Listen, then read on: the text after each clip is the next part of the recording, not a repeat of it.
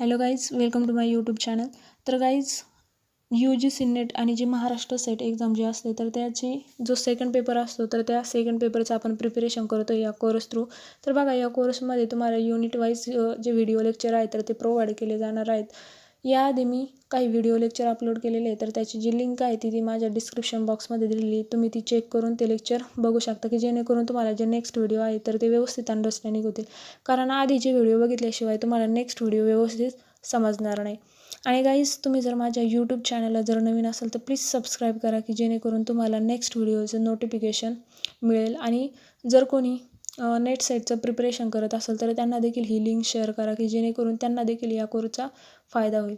तर guys, time waste न करता आपण आपल्या लेक्चरला सुरुवात करूया. तर यामध्ये आपण फर्स्ट बघू की बॅलन्स ऑफ पेमेंट, यालाच इन शॉर्टमध्ये BOP असं देखील म्हटलं जातं. तर या बॅलन्स ऑफ पेमेंटचं मिनिंग काय ते बघूया आपण. Balance of payment is a statement which records all the monetary transaction made between the resident of country and the rest of the world during any given period. तर बघा, जे balance of payment हे एक असं statement असतं की ज्यामध्ये प्रत्येक व्यवहार हा रेसिडेंट ऑफ कंट्री आणि रेस्ट ऑफ दी वर्ल्डमध्ये जेवढे मॉनिटरी ट्रान्झॅक्शन जे होत असतात तर त्या सगळ्या ट्रान्झॅक्शनचा जर रेकॉर्ड असेल तर ते रेकॉर्ड हा बॅलन्स ऑफ पेमेंटमध्ये असतो. त्यानंतर दिलं आहे की under this payments are recorded on the debit side and receipt are recorded on the credit side. तर बघा, अशा बॅलन्स ऑफ पेमेंटमध्ये जेवढे पेमेंट जे असतात तर ते पेमेंट कुठं रेकॉर्ड केले जातात, डेबिट साईडला, आणि ज्या रिसिप्ट असतात तर ते रिसिप्ट रेकॉर्ड केले जातात क्रेडिट साईडला. त्यानंतर आहे includes two accounts, current account आणि कॅपिटल अकाउंट. यामध्ये बघा, बॅलन्स ऑफ पेमेंटमध्ये दोन अकाउंट इन्क्लूड असतात, एक म्हणजे करंट अकाउंट आणि दुसरं म्हणजे कॅपिटल. आपल्याला बघायचं की मेन ऑब्जेक्टिव्ह ऑफ BOP म्हणजेच बॅलन्स ऑफ पेमेंटचे जे ऑब्जेक्टिव्ह आहे तर ते ऑब्जेक्टिव्ह कोणते तर ते बघूया आपण. यामध्ये फर्स्ट आहे the basic purpose of BOP accounting is to know the strength and weaknesses of the economy in international relation. तर बघा, BOP मध्ये काय करतो आपण, एक अकाउंट क्रिएट का करतो की आपल्या ज्या इकॉनॉमीच्या ज्या स्ट्रेंथ आणि विकनेसेस ज्या आहेत तर त्या माहिती व्हाव्या, त्यामुळे आपण हे अकाउंट जे आहे तर ते क्रिएट करत असतो. सपोज बघा, आपली जर इम्पोर्ट जर जास्त असेल तर काय करावं लागणार आहे, काय समजणार आहे या थ्रू आपल्याला, की आपली जी इकॉनॉमी आहे तर ती इकॉनॉमी कशी आहे, वीक असणार आहे. म्हणजे आपल्याला अशी जी इम्पोर्ट आहे तर ती काय करावं लागणार आहे, कमी करावी लागणार आहे, आणि एक्सपोर्ट इन्क्रीज करावे लागेल. त्यानंतर सेकंड दिलं आहे की by analysing the BOP account of the last year one can come to know the overall gains and losses from international trade. तर बघा, आपण लास्ट इयरचं ॲनालायसिस करून बघू शकतो की आपल्याला गेन किती झाला आहे आणि लॉस किती झाला आहे, तर आपण बघू शकतो. त्यानंतरचं थर्ड दिलं आहे की BOP statement give warning signal for future policy formation. बघा, आपल्याला BOP थ्रू काय भेटत असतं, एक सिग्नल भेटत असतं की आपली जी इम्पोर्ट आहे तर ती इम्पोर्ट किती आहे किंवा एक्सपोर्ट किती आहे. जर इम्पोर्ट जर जास्त असेल तर आपल्याला ती इम्पोर्ट काय करावं लागणार आहे, कमी करावं लागणार आहे, एक्सपोर्ट वाढवावी लागणार आहे. तर त्यानंतर बघायचं की कंपोनंट्स ऑफ BOP. तर बघा, बॅलन्स ऑफ पेमेंटचे कंपोनंट्स कोणते तर ते बघूया आपण. त्यामध्ये मेन दोन कंपोनंट्स आहे, एक म्हणजे करंट अकाउंट आणि दुसरं म्हणजे कॅपिटल अकाउंट. करंट अकाउंटमध्ये परत दोन पार्ट पडतात, एक म्हणजे व्हिजिबल आणि दुसरं म्हणजे इनव्हिजिबल. तर व्हिजिबलमध्ये क्रूड ऑइल येतं, त्यानंतर कार्स, त्यानंतर मोबाईल्स, त्यानंतर कम्प्युटर्स, गोल्ड एक्सेट्रा, हे जे घटक येतात तर ते कुठे येतात, व्हिजिबलमध्ये. आणि इनव्हिजिबलमध्ये सर्व्हिसेस, इन्कम आणि ट्रान्सफर येतात.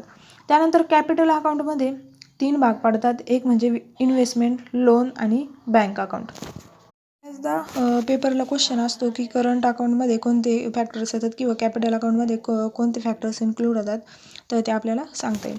नंतर आहे current account. It includes export and import of goods and services that is visible and invisible trade. तर बघा, यामध्ये दोन्हींचा समावेश होतो, एक म्हणजे व्हिजिबल आणि इनव्हिजिबल ट्रेड.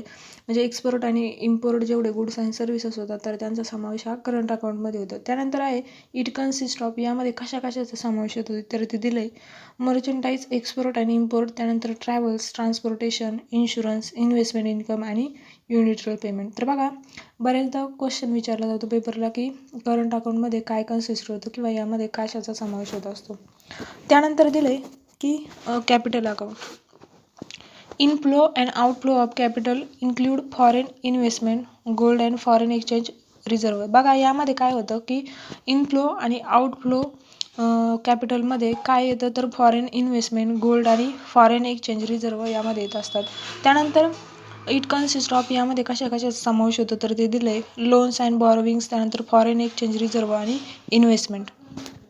त्यानंतर बघायचं की रिजनल इकॉनॉमिक इंटिग्रेशन. तर बघा या रिजनल इकॉनॉमिक इंटिग्रेशनचं मिनिंग काय ते बघूया आपण. यामध्ये दिले की regional economic integration refers to agreements among countries in a geographic region to reduce and ultimately remove tariff and non tariff barriers to the free flow of goods services and factors of production between the each other. तर बघा integration म्हणजे काय की एकपेक्षा जास्त economy एकसोबत combine होणे म्हणजे सोबत काम करणे. एक जिओग्राफिक रिजनच्या अंडर ज्या कंट्री आहे तर त्या ॲग्रीमेंट करतात बघा की 5-6 कंट्री मिळून एक ग्रुप बनवतात आणि ॲग्रीमेंट करतात की एकमेकांच्या देशामध्ये एक्सपोर्ट आणि इम्पोर्ट जर करायचं असेल तर टॅक्स लावायचा नाही. हे काय झालं की रिजनल इकॉनॉमिक इंटिग्रेशन. बघा आपण याआधी बघितलं की tariff and non tariff barriers. तर यामध्ये टेरिफ बॅरियर्समध्ये काय होतं की एकमेकांच्या कंट्रीमध्ये जर गुड्स किंवा सर्व्हिसेस इम्पोर्ट एक्सपोर्ट करायचे असेल तर तेव्हा टॅक्स लागत होता. त्यानंतर नॉन टेरिफमध्ये एक लिमिट फिक्स केलं जात होतं. परंतु यामध्ये रिजनल इकॉनॉमिक इंटिग्रेशनमध्ये काय केलं जातं की ज्या 5-6 कंट्री किंवा एक ग्रुप बनवतात कंट्री आणि त्या ग्रुपमध्ये ठरवतात ॲग्रीमेंट करतात एक की जर आपापसामध्ये जर आपल्याला इम्पोर्ट एक्सपोर्ट जर करायचं असेल गुड्स अँड सर्व्हिसेसचं तर तेव्हा टॅक्स लावायचा नाही. त्यानंतर आपल्याला बघायचं की levels of regional economic integration. आता रिजनल इकॉनॉमिक इंटिग्रेशनच्या लेवल कोणकोणते आहेत ते बघूया आपण. त्यामध्ये फर्स्ट आहे कस्टम युनियन, त्यानंतर आहे फ्री ट्रेड एरिया, त्यानंतर आहे कॉमन मार्केट, त्यानंतर आहे इकॉनॉमिक युनियन आणि लास्ट आहे पॉलिटिकल युनियन. आता यामध्ये आपण फर्स्ट बघू की फ्री ट्रेड एरिया. आता बघा यामध्ये काय दिलं आहे की all barriers to trade such as tariff and quotas are remove among the member countries. आता मेंबर कंट्री कोणत्या की ज्यामध्ये इंटिग्रेशन झालं आहे. तर बघा मेंबर कंट्री डिसाईड करतात की आपापसामध्ये जे टेरिफ किंवा जे कोटाज आहे तर ते रिमूव्ह करायचे. म्हणजे आपापसामध्ये इम्पोर्ट एक्सपोर्ट करताना जे टॅक्स आहे तर ते टॅक्स लावायचे नाही. म्हणजे फ्रीली इम्पोर्ट एक्सपोर्ट करायचं. त्यानंतर प्रमोट फ्री ट्रेड. बघा यामुळे काय होईल की आपलं फ्री ट्रेड एरियाला प्रमोट होईल. त्यानंतर याचं जे एक्झाम्पल आहे तर ते एक्झाम्पल आहे नाफ्टा. आता हे नाफ्टा आपण पुढं सविस्तरपणे बघणारच आहोत. त्यामध्ये आपण फक्त यामध्ये इन शॉर्टमध्ये फक्त याचं एक्झाम्पल बघितलं नाफ्टा. त्यानंतर आपल्याला बघायचं की कस्टम युनियन्स. तर बघा यामध्ये काय दिलं आहे की the next step in the integration process is the establishment of a common external trade policy with respect to the non member countries. आता बघा यामध्ये या सेकंड स्टेपमध्ये काय आहे की कॉमन एक्सटर्नल ज्या पॉलिसी आहे तर त्या मेंबर कंट्रीने ॲक्सेप्ट करायचे. म्हणजे सगळ्यांनी common external trade policy accept करायची. आता या सेकंड स्टेपमध्ये पहिलं तर होतंच. पहिल्या स्टेपमध्ये काय बघितलं होतं आपण ज्या टेरिफ आणि जे कोटा होते तर ते कोटा रिमूव्ह करायचे मेंबर कंट्रीमध्ये. म्हणजे जर सपोज मेंबर कंट्रीला आपापसामध्ये जर एक इम्पोर्ट एक्सपोर्ट जर करायचं असेल तर तिथे जे टॅक्स आहे तर ते टॅक्स लावायचे नाही. तर नेक्स्ट स्टेपमध्ये काय सांगितलं की ते टॅक्स लावायचे नाही. परंतु त्यामध्ये आणखी काय केलं आहे की जे कॉमन एक्सटर्नल ट्रेड पॉलिसी आहे तर त्या कॉमन एक्सटर्नल ट्रेड पॉलिसी सगळ्यांनी ॲक्सेप्ट करायची आहे नॉन मेंबर कंट्रीसोबत ट्रेड करताना. त्याचं एक्झाम्पल सांगितलं आहे की त्यानंतर आपल्याला बघायचं की कॉमन मार्केट. बघा यामध्ये काय झालं आहे in addition to the above condition it require free movement of factors of production such as labour capital and technology. बघा यामध्ये काय झालं आहे की ज्या पहिल्या 2 स्टेप होत्या तर त्या 2 स्टेप यामध्ये येतात. त्याचबरोबर जे free movement of factors of production हे पण येतं. म्हणजे बघा पहिल्या 2 स्टेपमध्ये काय होतं की जे टॅक्स होते तर त्या टॅक्स रिमूव्ह करायचे. त्यानंतर सेकंडमध्ये टॅक्स रिमूव्ह करायचे. त्याचबरोबर common external trade policy accept करायची. आणि थर्डमध्ये काय होतं की ह्या 2 स्टेप तर यामध्ये येतात. त्याचबरोबर free movement of factor of production.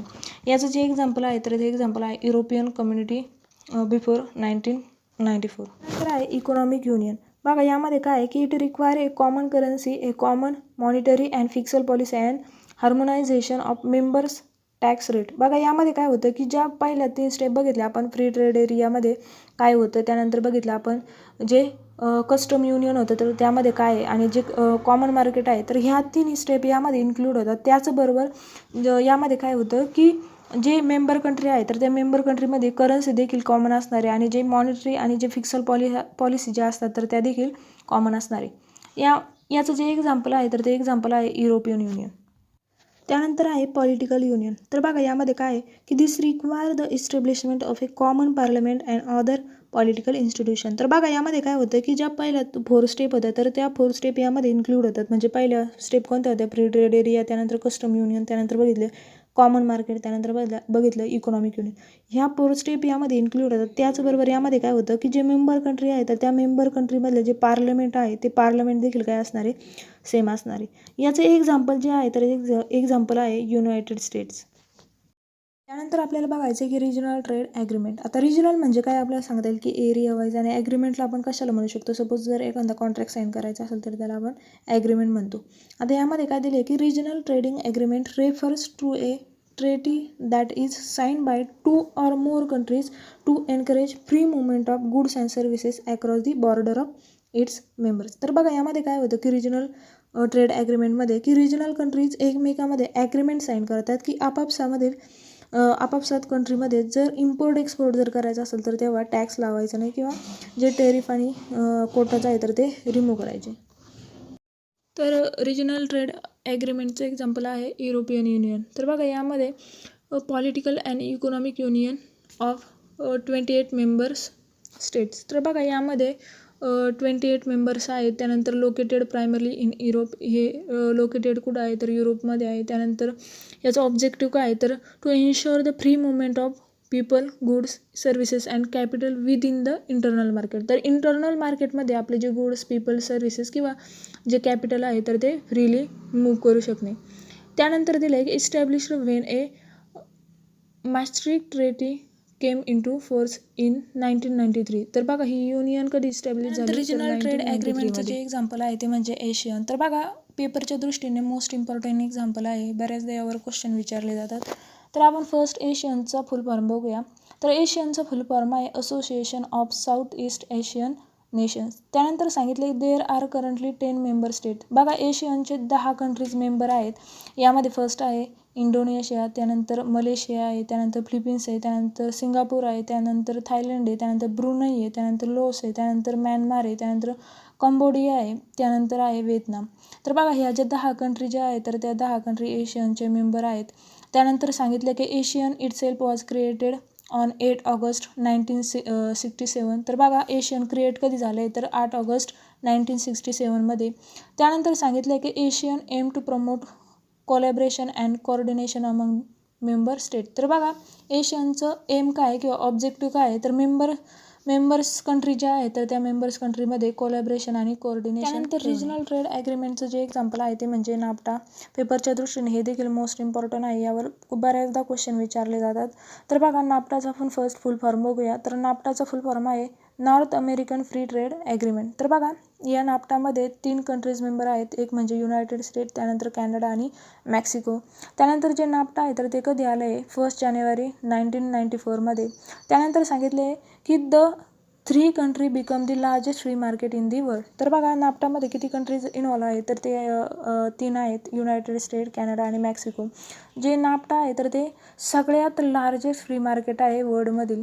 त्यानंतर हे जे नाफ्टा आहे तर त्याचं ऑब्जेक्टिव्ह काय आहे तर बघा NAFTA was created to eliminate tariff barriers to agriculture, manufacturing and services. तर बघा या नाफ्टाचं ऑब्जेक्टिव्ह काय आहे तर जे टेरिफ बॅरियर्स आहे तर ते इलिमिनेट करणे कशामधून तर ॲग्रिकल्चर, मॅन्युफॅक्चरिंग आणि सर्व्हिसेसमधून. त्यानंतर रिजनल ट्रेड ॲग्रीमेंटचं जे एक्झाम्पल आहे ते म्हणजे सार्क. तर बघा सार्कचा आपण फर्स्ट फुल फॉर्म बघूया. तर सार्कचा फुल फॉर्म आहे south Asian association for regional corporation.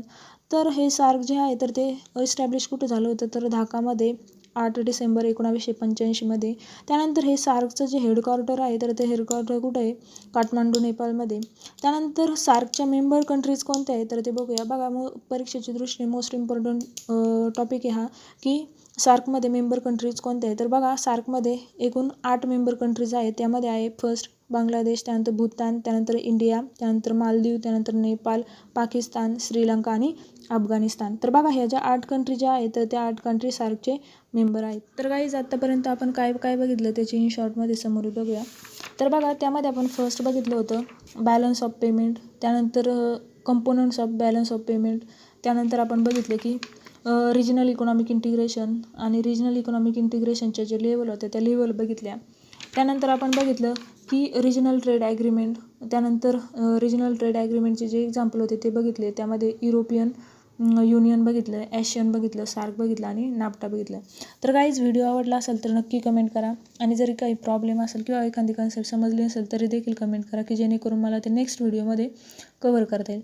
तर गाईज तुम्ही जर माझ्या यूट्यूब चॅनलला जर नवीन असेल तर प्लीज सबस्क्राईब करा की जेणेकरून तुम्हाला नेक्स्ट व्हिडिओ लेक्चरचे नोटिफिकेशन मिळून जाईल. आणि गाईज माझं टेलिग्रामवर TSD लर्निंग नावाचं टेलिग्राम चॅनल आहे, ते देखील तुम्ही जॉईन करू शकता की जेणेकरून तुम्हाला तेथे PDF नोट्स अवेलेबल होतील. त्याची जी लिंक आहे तर ती मी डिस्क्रिप्शन बॉक्समध्ये दिली आहे, तिथे जाऊन तुम्ही ते चॅनल जॉईन करू शकता.